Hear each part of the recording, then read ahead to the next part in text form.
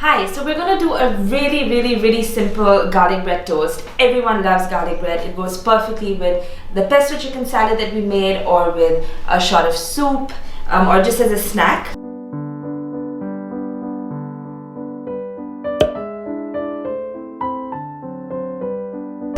So we have a beautifully baked sourdough bread that we're gonna slice, and I guarantee you, and you can count, that this is going to take less than a minute to do.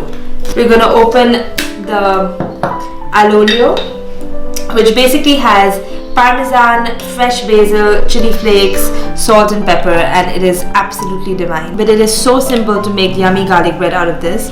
So you just smear it on your bread. You don't need to add any extra salt or pepper or anything. And there you go. You just put it on your baking dish and you can pop it in your oven.